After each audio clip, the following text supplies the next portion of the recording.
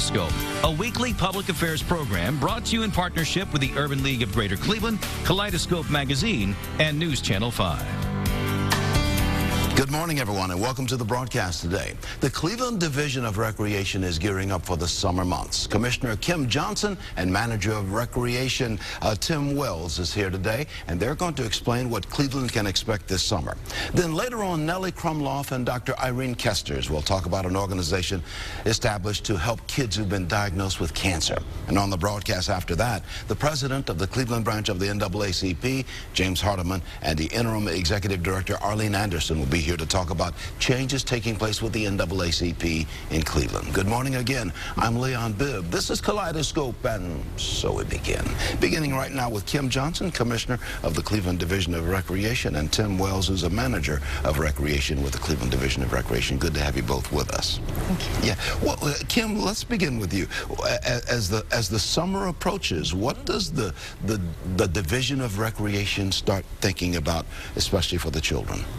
Well, Leon, first of all, thank you for allowing us to come here and spread the word, let kids know what's going on for the summer. But the first thing that comes to mind is outdoor pools. We have 21 outdoor pools and 19 indoor pools, and when it's summertime and it's hot outside, the first thing that kids want to do is swim.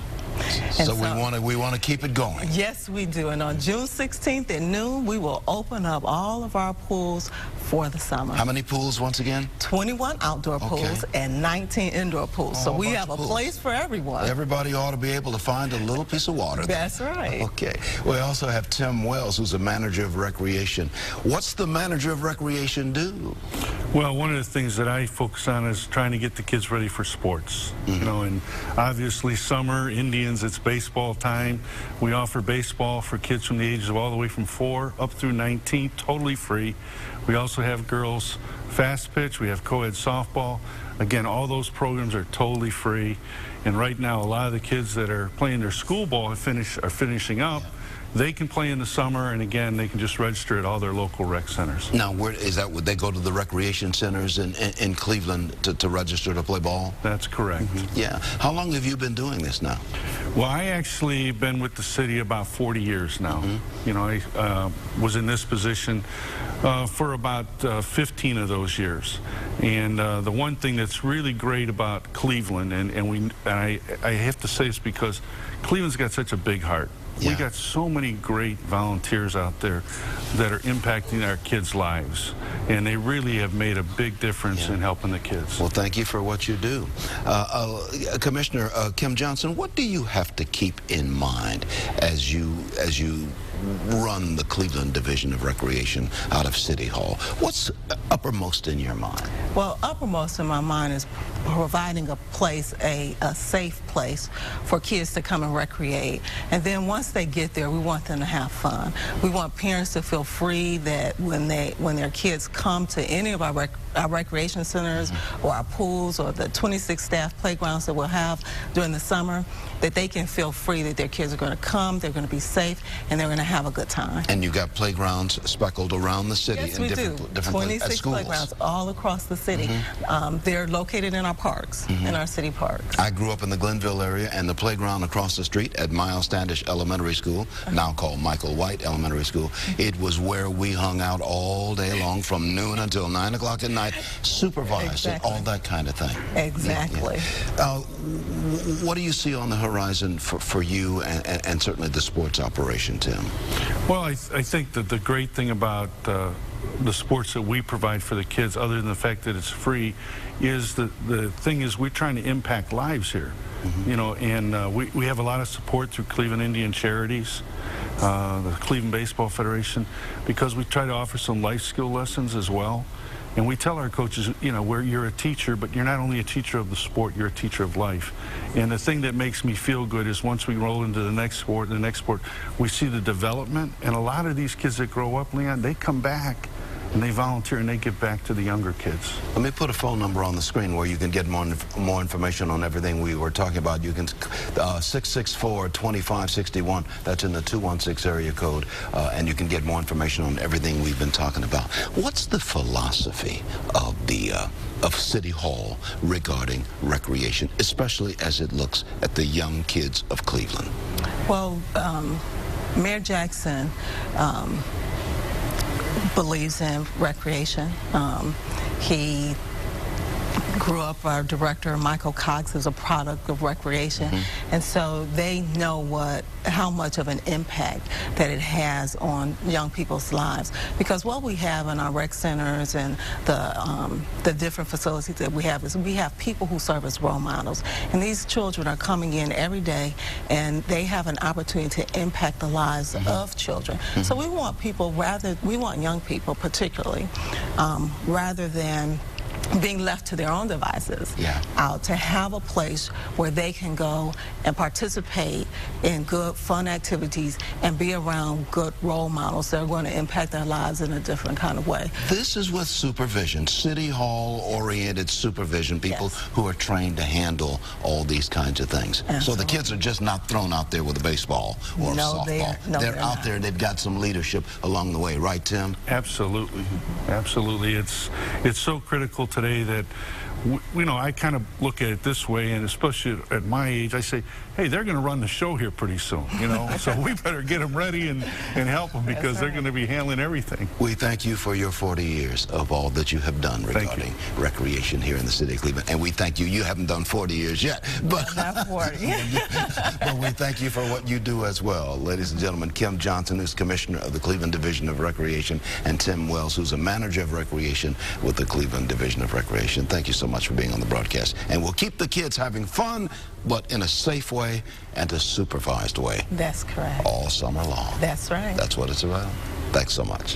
Thank you. I'm going to take a break. I'll be right back. We're going to talk with an organization that helps kids diagnosed with cancer. But first this. Good to have you with us, and welcome back to Kaleidoscope. The president and founder of a group called Nellie's Catwalk for Kids is here. Nellie Krumloff, and the board president of that organization, Dr. Irene Kesters, is here with us to share the mission of the organization geared to children diagnosed with cancer. Nellie Krumloff, president and founder, sitting next to me. Dr. Kesters sitting on the outside there. Tell me about Nellie's Catwalk for Kids. Specifically, what does this organization do? Sure. Our mission is very simple. We're many hearts for one simple cause, pediatric cancer.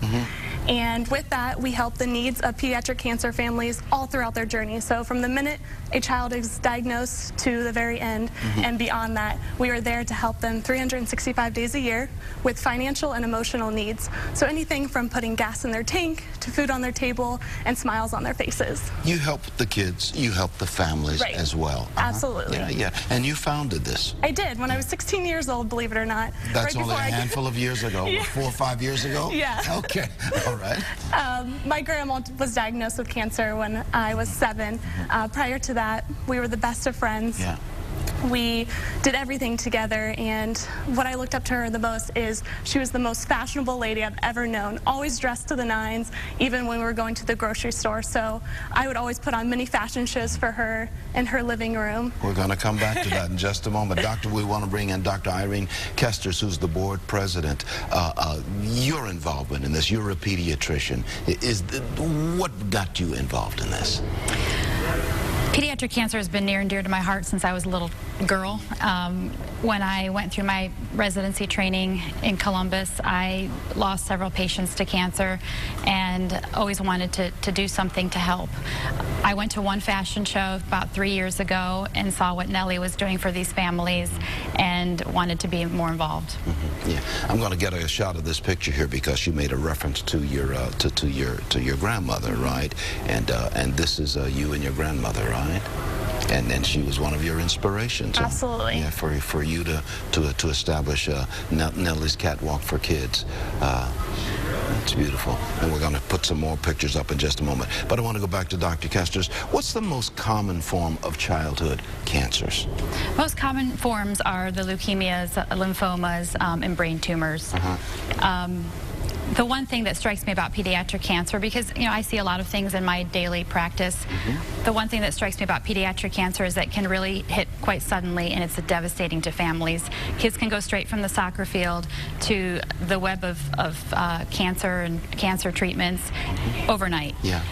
And it changes them. It steals part of their childhood, and it it leaves a big burden on families.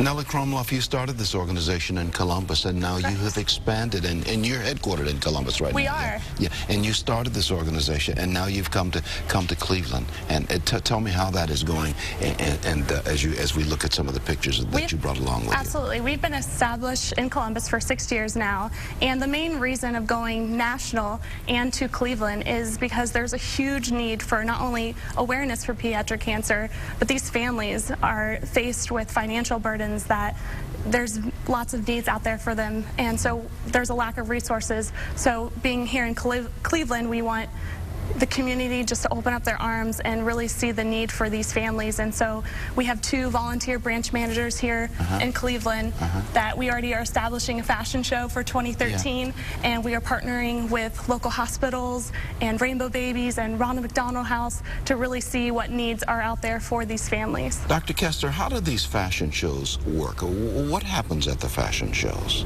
The fashion shows are amazing in that any child of any age, any size, shape, or form can be a star for a night, and they participate because they all share the love for these families and want to help these families whose children are affected by cancer. And so it empowers teenagers and young kids to feel good about themselves, to be part of something bigger. It's very philanthropic. Yeah. Many communities and business partners are involved, and it's just a great event. Let me put a phone number on the screen where people can get more information on what we're talking about. 800-859-9183. That's a toll-free call, by the way. 800-859-9183. Or you can go to nc4k.com. nc4k.com. Nellie's Catwalk for Kids. You obviously are Nellie. Yes. And the Catwalk obviously makes reference to the fashion shows. Exactly. Yeah. Why do you think this is so vital to have the fashion shows? And you've got one coming up, by the way, in 2013. Yes. And we'll have you back to talk about that at Beechwood Mall here in Greater Cleveland area. Why do you think this is so vital? The fashion shows, there's a need to give an outlet to kids and teens and young adults to make that difference, and we want to showcase that it can be fun to make a difference. And so the kids are the stars, like Irene said.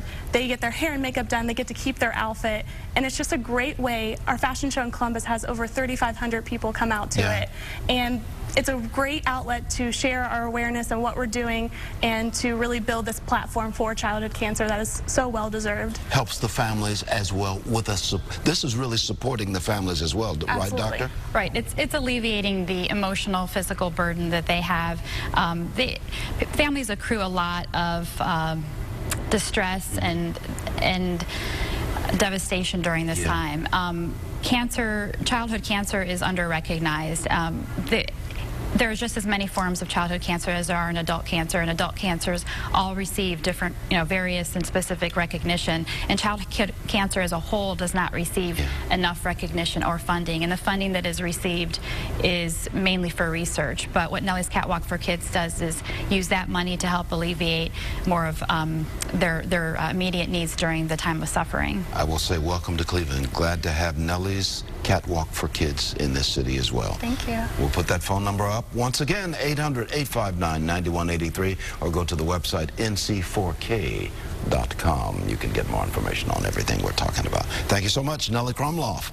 Good to have you with us, founder and president of Nellie's Catwalk for Kids, and Dr. Irene Kesters, who's on the board as the president. Thank you so much. Good to have you on the broadcast. I'll take a break. I'll be right back in just a moment. Welcome back to Kaleidoscope. Good to have you with us today. The Cleveland branch of the NAACP is celebrating its 100th anniversary this year. The president, James Hardiman, is here, and the interim executive director, Arlene Anderson, is here to talk about the significant milestones and about the changes taking place with the organization. Good to have you with us, Arlene Anderson, the executive director, the interim executive director. Interim for a very short time. Just for a short time, because we needed an executive director there. That's correct. Here in the Cleveland NAACP. That's correct, and we're currently searching for a new executive director as we speak. And so I would encourage anyone who's interested in that position to please, by all means, submit their resume. Because you're letting everybody know it's interim. That's right, exactly. James Hardiman, longtime involved in NAACP events and functions here in Cleveland, is now the president. Kind of ended up being the president when George Forbes said that he was no longer going to seek that office after all those years. Yeah, this is my third go-round. I was president on 2 prior occasions, and I was serving as vice president when George Forbes, after about 20 years in that office, decided that the day-to-day grind was a little much, and so we accepted his resignation, and I was elevated to the position of president.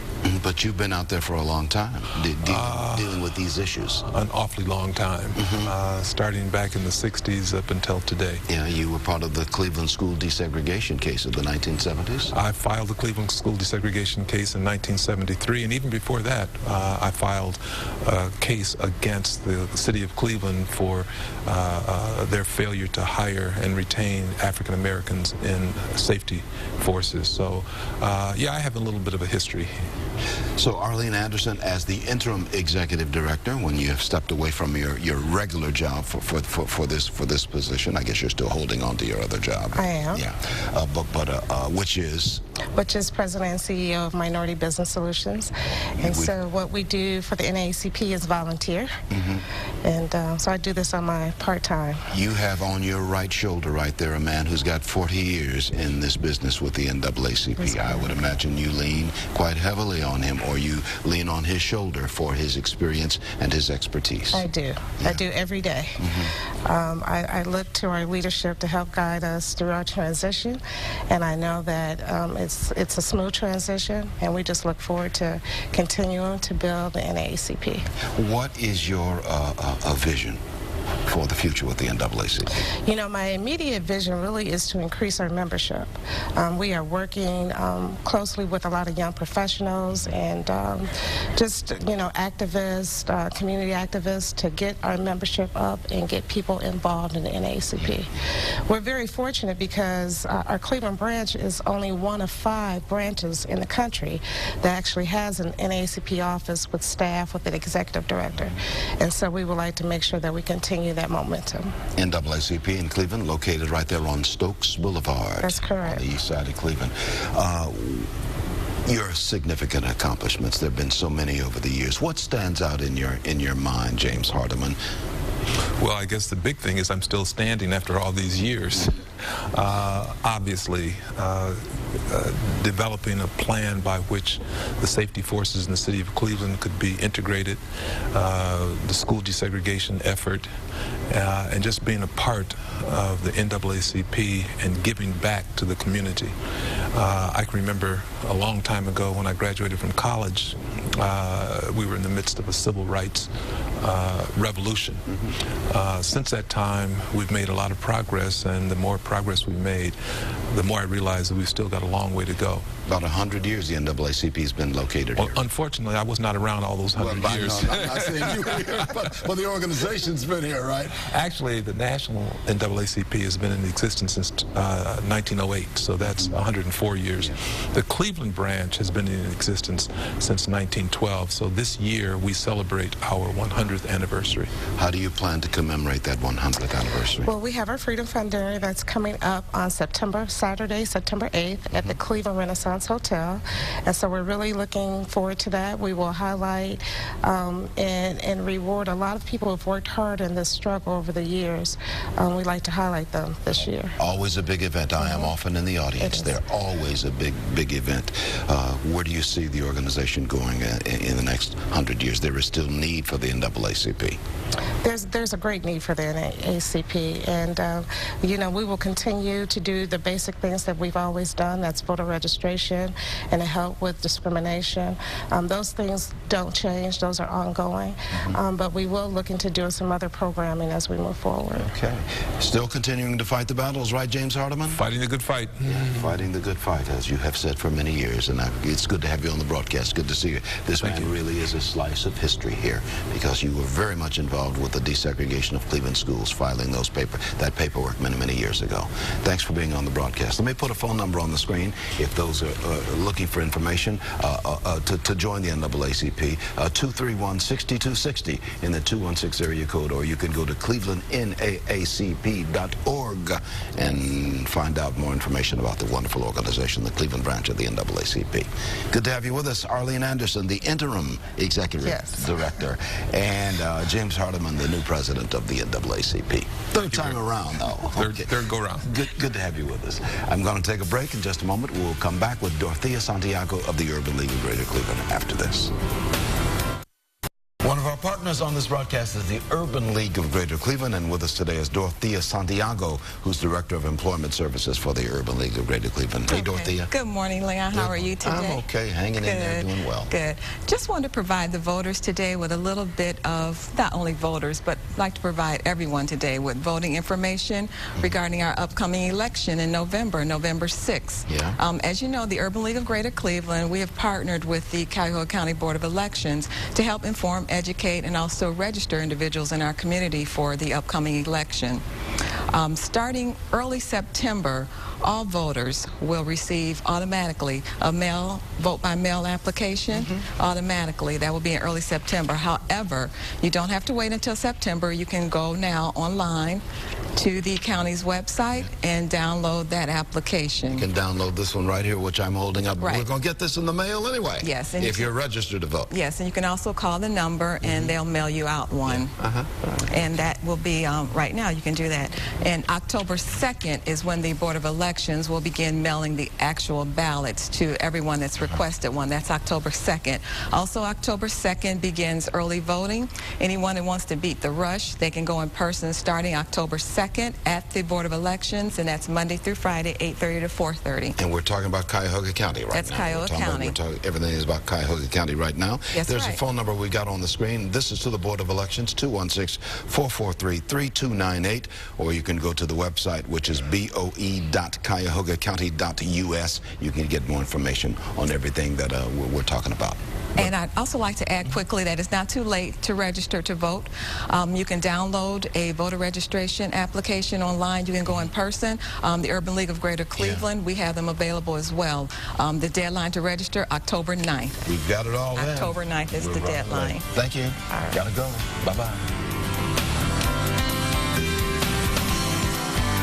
Kaleidoscope, a weekly public affairs program brought to you in partnership with the Urban League of Greater Cleveland, Kaleidoscope Magazine, and News Channel 5.